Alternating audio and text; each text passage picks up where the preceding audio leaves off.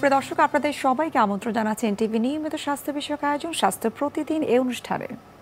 আমরা স্বাস্থ্য প্রতিদিন অনুষ্ঠানের মাধ্যমে কিন্তু সবসময় চেষ্টা করে থাকি স্বাস্থ্য বিষয়ক বিভিন্ন সমস্যা, তার চিকিৎসা কি হতে পারে এবং এটির সাথে আসলে লাইফস্টাইল মডিফিকেশন কতটুকু গুরুত্বপূর্ণ সেই সমস্ত বিষয়গুলো কিন্তু আমরা আলোচনায় নিয়ে আসার চেষ্টা করি। আমাদের আজকের আলোচ্য বিষয় হচ্ছে বায়োফিলার অন ন্যাচারাল ফিলার। সুপ্রিয় দর্শক, আমি নুসরা জাহান দীপা আজ আপনাদের সঙ্গে রয়েছি। আর এই বিষয়টি নিয়ে কথা বলার জন্য আজ আমাদের সঙ্গে স্টুডিওতে উপস্থিত রয়েছেন একজন বিশেষজ্ঞ চিকিৎসক। অনুষ্ঠান শুরু করার আগে চলুন দর্শক আমরা পরিচিত হয়ে নিই আমাদের আজকের অতিথির সঙ্গে। ডাক্তার দিলরুবা সুলতানা 1987 সালের জুন মাসে ঢাকা জেলায় জন্মগ্রহণ করেন। তিনি 2012 সালে Z H. Sikder women's medical college থেকে MBBS ডিগ্রি অর্জন করেন। এরপর তিনি চিকিৎসা বিজ্ঞানে উচ্চতর fellowship in aesthetic medicine degree লাভ করেন। বর্তমানে তিনি ভেল্লা লেজার কেয়ার ও ভেল্লা অ্যাস্থেটিক্স এর কনসালটেন্ট হিসেবে কর্মরত। আপনাকে স্বাগত জানাচ্ছি আমাদের আজকের অনুষ্ঠানে। ধন্যবাদ আপনাকে।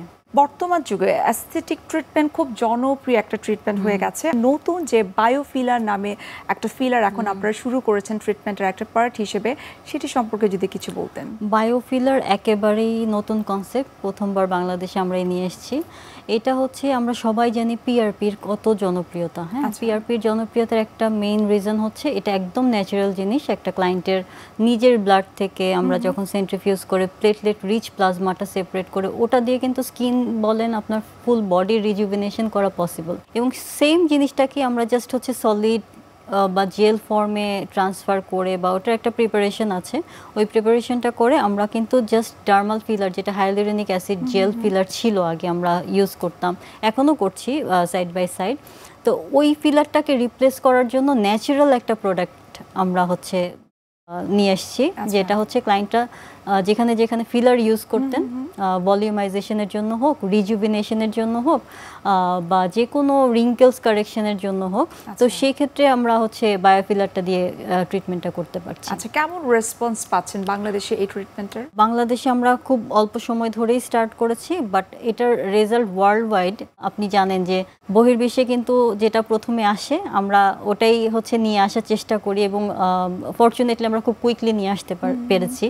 তো সেক্ষেত্রে যেটা হয় যে বাইরের যে রেজাল্টগুলো আমরা দেখেছি অ্যামেজিং রেজাল্ট, যেমন আন্ডার আই, স্পেশালি হচ্ছে আন্ডার আই যাদের হলো হয়ে যায়, তো সেক্ষেত্রে যখন ডার্মাল ফিলার দিয়ে সেটা ফিল আপ করা হয় অনেক ক্ষেত্রে দেখা যায় টিন্ডেলাইজেশন বলি আমরা এটাকে, ব্লুইশ একটা ডিসকালারেশন দেখা যায় অনেকের ক্ষেত্রে, বা হচ্ছে ওভারফিলিং হয়ে যায়। ওই হাইলোরিনিক অ্যাসিড জেলের একটা নেচার হচ্ছে এক্সেসিভ ওয়াটার রিটেনশন করা, যে কারণে এক্সেসিভ সোয়েলিংটা হয়ে যায়। এই সাইড ইফেক্টগুলো কিন্তু পিআরপি জেলের ক্ষেত্রে নেই, বা ইজি জেলও বলে অনেকে। তো সেক্ষেত্রে দেখা যায় একদম ন্যাচারাল লুকিং, আপনি হচ্ছে কোনো মানে বাইরে থেকে ফিলই করতে পারবেন না যে এক্সটার্নাল কোনো কিছু বা আর্টিফিশিয়াল কোনো কিছু ইনজেক্ট করা হয়েছে। এটার রেসপন্স আসলে অনেকই ভালো। আগের যে আমরা ফিলার হিসেবে যেটাকে জানতাম, যে ওই ফিলার এবং এই বায়োফিলারের মধ্যে ডিফারেন্সটা কি? যে ফিলারটা আমরা ইউজ করছি বা আগে করেছি সেটা হচ্ছে হাইলোরিনিক অ্যাসিড জেল। ওটা একটা সিনথেটিক প্রোডাক্ট। হ্যাঁ, যদিও বডিতে আমাদের ন্যাচারালি হাইলোরিনিক অ্যাসিড থাকে, বাট আমরা যেটা ইনজেক্ট করছি ওটা ডেফিনেটলি কেমিক্যাল প্রোডাক্ট। হ্যাঁ, এবং ওটার যে একটা অ্যালার্জিক রিয়াকশন থাকে বা ওটার অনেক সময় দেখা যায় একটা লম্বা সময় পরেও স্ক্যান করলে কিছু ফিলার কিন্তু রেমনেন্ট হিসেবে থেকে যায়।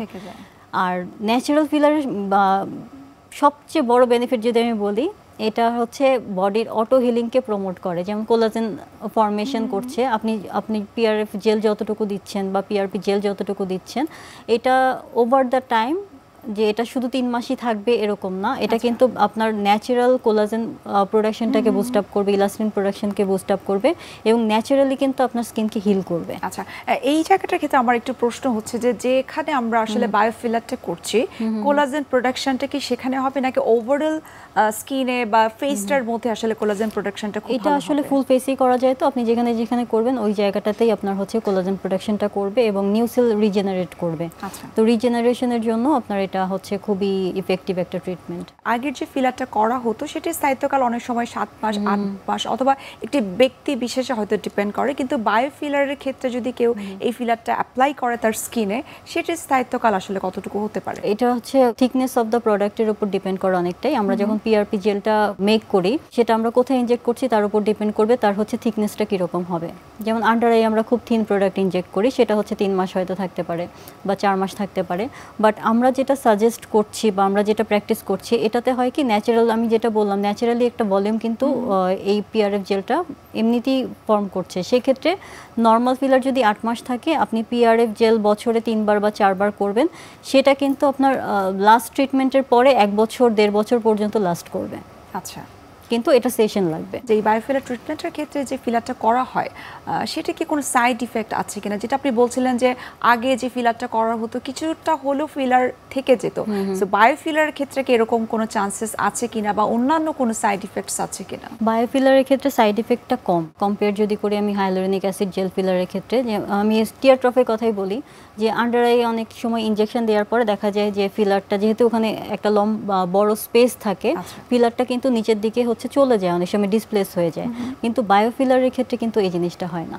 হ্যাঁ, তো সেক্ষেত্রে হচ্ছে আর নর্মাল যেটা সাইড ইফেক্ট আপনি বলতে পারেন যে ট্রিটমেন্টের পরে একটু রেডনেস আসতে পারে, একটু হালকা সোয়েলিং থাকতে পারে। বাট আপনি যদি হাইলোরিনিক অ্যাসিড জেল ফিলার বা আগে যেটা হচ্ছে কনভেনশনাল ফিলার আমরা যেটা ইউজ করছি হাইলোরিনিক অ্যাসিড জেল ফিলার, ওটার সাথে কম্পেয়ার করলে সোয়েলিং কম হয়, রেডনেস কম হয়, টিস্যু রিঅ্যাকশন কম হয়, যেহেতু এটা ন্যাচারাল প্রোডাক্ট। অর্থাৎ ইনস্ট্যান্ট যখন অ্যাপ্লাই করা হয় তখন একটু রেডনেস থাকতে পারে বা ভেসেল ইনজুরির কারণে একটু হয়তো ব্রুজিং হতে পারে, বাট ওটা আস্তে আস্তে আপনার ওভার দ্য টাইম চলে যায়, 4 থেকে 5 দিন ডাউন টাইম।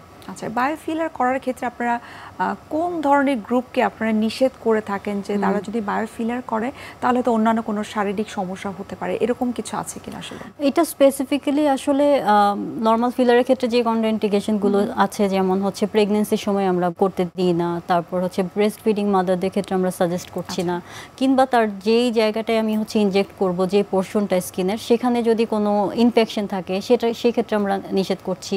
বা পিআরপির যে টিউবগুলো আছে তাতে কিন্তু অ্যান্টিকোয়াগুলেন্ট দেওয়া থাকে, সেই অ্যান্টিকোয়াগুলেন্টে যদি কারোর রিয়াকশনের হিস্ট্রি থাকে সেক্ষেত্রে আমরা সেটা হচ্ছে অ্যাভয়েড করতে বলি। তো এরকম বা হচ্ছে অনেকের ক্ষেত্রে দেখা যায় যে ব্লিডিং টেন্ডেন্সি অনেক বেশি থাকে, তাদের ক্ষেত্রে আমরা এই ধরনের ইনজেক্টেবল প্রসিডিওরগুলো নিষেধ করে থাকি। তো যাদের অ্যাকনি রয়েছে তারা কি আসলে এই ধরনের বায়োফিলার করতে পারবে কিনা? এটা আমরা একটু ডিপ ডার্মাল দিই বা হচ্ছে আপনার সাবডার্মাল দিই, তো সেক্ষেত্রে অ্যাকনির সাথে এটার খুব একটা রিলেশন নাই। বাট হচ্ছে আমরা যেটা করি যে কারো যদি নোডিউলোসিস্টিক অ্যাকনে বা ইনফেক্টেড কোনো লেশন থাকে স্পেসিফিক এরিয়াতে, তখন কিন্তু আমরা আগে হচ্ছে প্রাইমারি যে ডিজিজটা সেটা ট্রিট করি, তারপরে হচ্ছে ফার্দার বিউটিফিকেশনের ট্রিটমেন্টে যাই। বায়োফিলার ছাড়াও আধুনিক আর কি কি ট্রিটমেন্ট বর্তমানে বাংলাদেশে এখন হচ্ছে?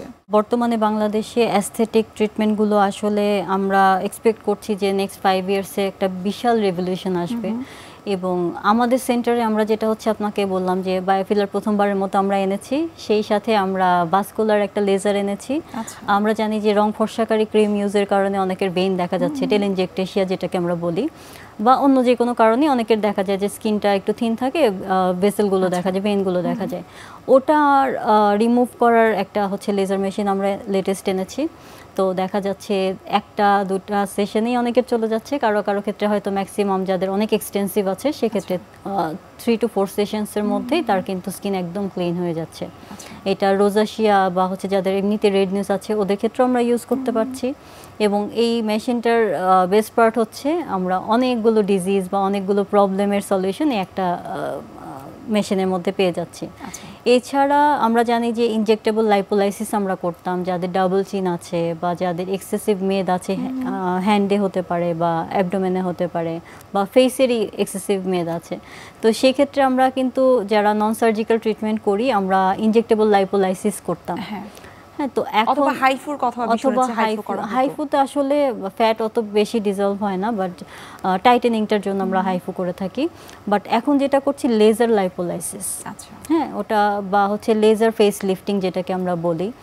আগে থ্রেড লিফটিং করা হতো, ওটার একটা হচ্ছে ভালো অল্টারনেটিভ এসছে, যেটা হচ্ছে লেজার দিয়ে আমরা হচ্ছে ফেস লিফটিংটা করছি। বা যাদের হচ্ছে এক্সেসিভ ফ্যাট আছে, ডাবল চিন, ওটা লেজার লাইপোলাইসিস বলে, লেজার দিয়ে রিমুভ করা হয়ে যাচ্ছে, কোনো ডাউন টাইম হচ্ছে না, কিছু বাইরে থেকে কোনো স্কার হচ্ছে না, কিছুই হচ্ছে না, বা কোনো স্টিচিংয়ের কোনো মার্ক থাকছে না।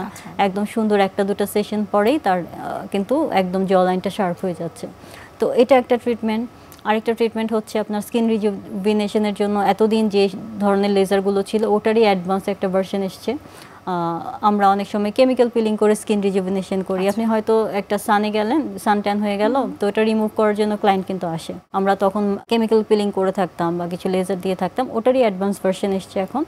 আরো আধুনিক কিছু কেমিক্যাল পিলিং নিয়ে আসছেন, সেই সম্পর্কে আরেকটু বিস্তারিত জানতে চাই। কেমিক্যাল পিলিং আগে যেমন আমরা কম্বিনেশনগুলো কম ইউজ করতাম, যেটা হচ্ছে আপনার পার্টি পিল বা গ্লোয়ের জন্য যে পিলগুলো ছিল সেটা হচ্ছে ল্যাকটিক অ্যাসিড পিল করে দিতাম, বা হচ্ছে অনেকের ক্ষেত্রে পিগমেন্টেশন থাকলে আমরা গ্লাইকোলিক অ্যাসিড পিল করে দিতাম।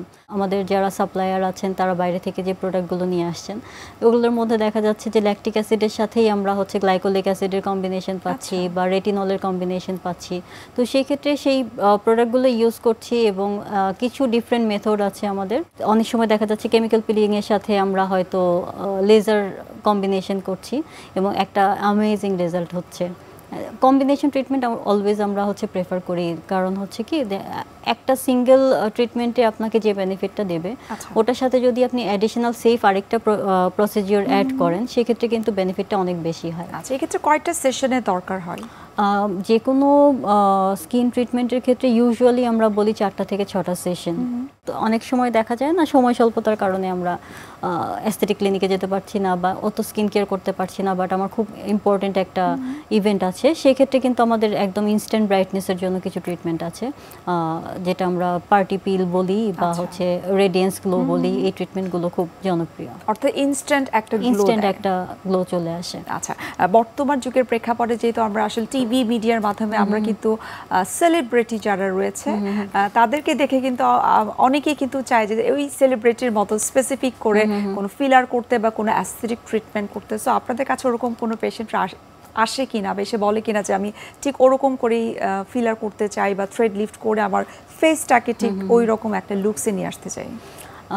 অবশ্যই সেলিব্রিটিরা তো অলওয়েজ হচ্ছে নর্মাল যে পপুলেশন আছেন তাদেরকে খুব ইন্সপায়ার করে বিউটির দিক থেকে। তো সেক্ষেত্রে দেখা যায় যে কেউ এসে বলল যে অমুক নায়িকার মতো আমার হচ্ছে স্কিন গ্লো করা চাই, অমুক নায়িকার মতো আমার নোজ চাই, অমুক নায়িকার মতো লিপস চাই। সেক্ষেত্রে ফেসের সাথে সামঞ্জস্য রেখে আমরা চেষ্টা করি তার ডিজায়ার যে এক্ষেত্রে একটু আমি জানতে চাই যে আপনারা কি এক্ষেত্রে কোনো কাউন্সিলিং করে থাকেন কি? অবশ্যই কাউন্সিলিং একটা ইম্পর্টেন্ট জিনিস, আমরা অনেক সময় নিয়ে কাউন্সিলিং করি।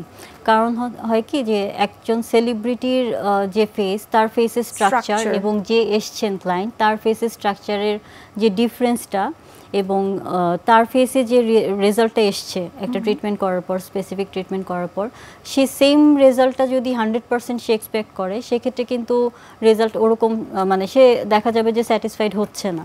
তো সেক্ষেত্রে কাউন্সেলিংটা আমরা ওভাবেই করি যে আপনার ফেসের সাথে এতটুকু পর্যন্ত চেঞ্জেস পসিবল, হ্যাঁ, মানে নন সার্জিক্যালি। আমাদের যে কোনো অ্যাস্থেটিক প্রসিডিওর স্টার্ট করার আগে মেইন কন্ডিশন হচ্ছে রিয়েলিস্টিক এক্সপেকটেশন থাকতে হবে যে আপনার ফেসে যতটুকু পসিবল কাউন্সেলিং করাটা কাউন্সেলিংটা খুব ইম্পর্টেন্ট। আচ্ছা, আমরা আরো বিস্তারিত জানবো আপনার কাছ থেকে, তার আগে আমরা একটু দেখে নিচ্ছি আমাদের স্বাস্থ্য প্রতিদিনের নিয়মিত আয়োজন কি খাবেন কেন খাবেন এই সেগমেন্টে। অবশ্যই সুপ্রিয় দর্শক, আপনারা দেখছেন স্বাস্থ্য প্রতিদিন এই অনুষ্ঠানটি। এই পর্যায়ে আমরা দেখে নিচ্ছি বিভিন্ন খাদ্যের পুষ্টি গুণাগুণ নিয়ে আমাদের পুষ্টিবিদের পরামর্শ।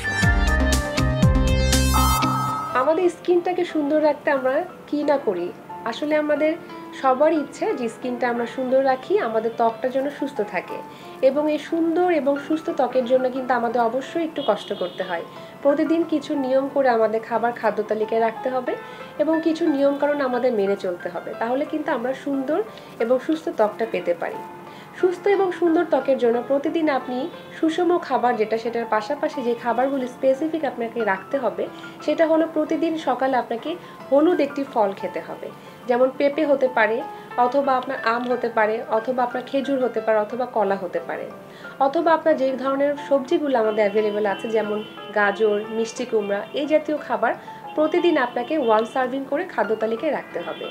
এবং মনে রাখতে হবে স্কিনটাকে সুন্দর রাখার জন্য, স্কিনের উপরের লেয়ারটাকে ভালো রাখার জন্য কিন্তু আপনাকে বাদাম, চিয়া সিড, ফ্ল্যাক্স সিড এবং সামুদ্রিক মাছ এগুলো আপনার খাদ্য তালিকায় প্রতিদিন একটু একটু করে রাখতে হবে। এটার পাশাপাশি অবশ্যই দিনে 2 থেকে 3 সার্ভিং গাঢ় সবুজ শাকসবজি আপনার খাদ্য তালিকায় রাখতে হবে। আপনি যদি শাকসবজি ডিরেক্ট রান্না করে খেতে না চান, সেটাকে আপনি অবশ্যই সালাদ করে নিতে পারেন। এছাড়াও কিন্তু আপনি স্যুপ করেও খেতে পারেন। এবং মনে রাখতে হবে স্কিনটাকে সুন্দর এবং সুস্থ রাখার জন্য আপনার পানি গ্রহণটা অত্যন্ত জরুরি। প্রতিদিন একজন সুস্থ মানুষকে 8 থেকে 12 গ্লাস পানি গ্রহণ করতে হয়। প্রয়োজনে যদি আপনার ডিহাইড্রেশন হয়ে যায়, সেক্ষেত্রে কিন্তু এর থেকে পানির পরিমাণটা আপনাকে বাড়াতে হবে।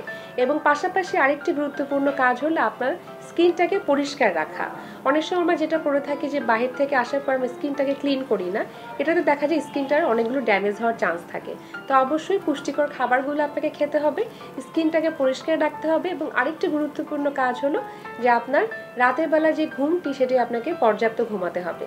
প্রতিদিন একটি মানুষের অবশ্যই ঘুমের প্রয়োজন রয়েছে, তবে এখানে একটু ভুল করে থাকি। এখনকার সময় কিন্তু আমরা অনেকেই দেখা যাচ্ছে রাত জেগে থাকি এবং আমরা ভোরের দিকে যে ঘুমাচ্ছি, এবং সেই ঘুমটা কিন্তু সকালের দিকে আমরা কমপ্লিট করে ফেলি। মনে রাখতে হবে রাতের ঘুমটা খুব জরুরি। রাতে আমাদের কিছু হরমোনাল সিক্রেশনের কারণে কিন্তু অনেকগুলো প্রবলেম আমাদের ক্রিয়েট হতে পারে, তার মধ্যে কিন্তু স্কিনের প্রবলেমটা একটা অন্যতম। তাই অবশ্যই স্কিনটাকে সুন্দর রাখতে গেলে আপনার রাতে একদম সঠিক টাইমে ঘুমাতে হবে। প্রতিদিন 12 গ্লাস করে পানি গ্রহণ করতে হবে এবং আপনাকে হলুদ ফল এবং শাকসবজি এগুলো আপনার খাদ্য তালিকায় রাখতে হবে। বাদাম খেতে হবে প্রতিদিন। তবে কিছু কিছু খাবার আরও বেশি ভালো, যেমন আপনি টক দইটা রাখতে পারেন।